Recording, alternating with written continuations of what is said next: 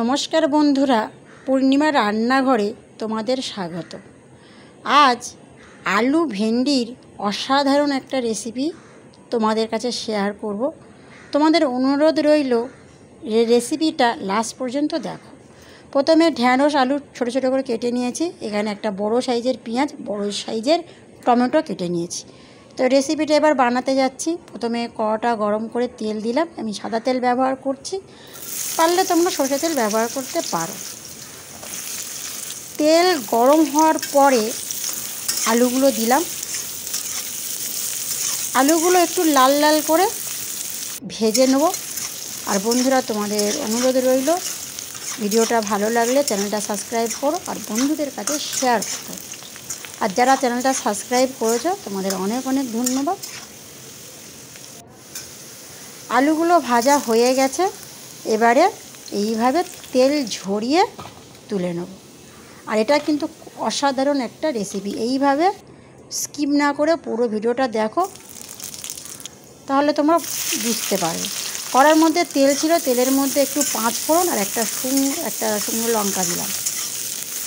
দিয়ে তার উপরে কেটে রাখা পেঁয়াজটা দিলাম। পেঁয়াজটা একটু লাল লাল করে ভেজে নেব। ভাজার পরে দিলাম এখানে আদা রসুন বাটা 1 চামচ দিলাম। আঁচটা কম করে দিয়েছি যাতে মশলাটা পুড়ে না যায়। আদা রসুনটা একটু অল্প আঁচে এইভাবে একটু নাড়াচাড়া করে নিলাম। রসুনের যে কাঁচা গন্ধটা চলে যাবে। মশলাটা ভাজা হয়ে গেছে। এবারে কেটে রাখা টমেটোটা দিলাম। টমেটোও দিয়ে এরকমই 3 থেকে 4 মিনিট কম আছে, যতক্ষণ না টমেটোর এই যে মশলার যে কাঁচা গন্ধটা যতক্ষণ না যাবে ততক্ষণ এইভাবে তেলের মধ্যে ভেজে নেব। তবে একটু নুন দিলাম, পরিমাণ মতো নুন, 1 চামচ হলুদ, 1 চামচ লঙ্কার গুঁড়ো, 1 চামচ ধনে গুঁড়ো, 1 চামচ জিরে গুঁড়ো। আর ওপর থেকে একটু জল দিলাম যাতে মশলাটা পুড়ে না যায়। এই জলটা দিলাম। এবারে আঁচটা একটু বাড়িয়ে দিয়েছি। এইভাবে বারে বারে নাড়াচাড়া করব যতক্ষণ না মশলা থেকে একটা তেল ছাড়বে, ততক্ষণ এইভাবে নাড়াচাড়া করব। 3টে কাঁচা লঙ্কা দিলাম। মশলাটা অনেকটা তেল ছেড়ে এসেছে, আর একটু হবে, কাঁচা যাতে না থাকে। এই মশলাটা কিন্তু এইভাবেই বানাতে হবে। এই মশলা হচ্ছে আলু ভেন্ডির, এই মশলাটা হচ্ছে মেন। তো তেল ছেড়ে এসছে। এবারে ঢ্যাঁড়সগুলো দিলাম। ঢ্যাঁড়সগুলো দিয়ে এইভাবে বেশ ভালো করে একটু ভেজে নেব। আর আলু তো আগে থাকতে ভাজা আছে, তো ঢ্যাঁড়সটা এইভাবে ভেজে নেব। একটু ভালো করে ভেজে নেব। একটু ঢেকে দিলাম 5 মিনিটের মতো। 5 মিনিটের মতো ঢেকে ভাজার পরে ঢ্যাঁড়সটা অনেকটা কিন্তু নরম হয়ে যাবে, মানে হাফ সেদ্ধ হয়ে যাবে।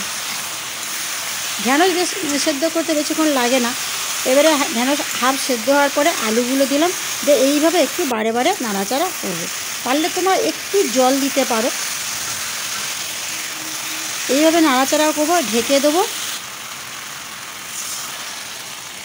অল্প অল্প একটু জল দেব। আলু ভাজা, আলু ঢ্যাঁড়স হাফ সেদ্ধ। 5 মিনিট পরে এরকম খুলেছি, তো তরকারির কালারটা দেখো। ঢ্যাঁড়সটাও সেদ্ধ হয়ে গেছে, আলুটা তো সেদ্ধ হয়ে গেছে, আর তরকারির কালারটা অনেকটা চেঞ্জ হয়ে গেছে। তো এই হয়ে গেল। আর নামানোর সময় একটু লেবু দিলাম, একটু টক টক। এই ভেন্ডির আলু ভেন্ডির এই রেসিপিটা একটু টক টক ভালো লাগে। তো এখানেই আমার রেসিপিটা শেষ করছি।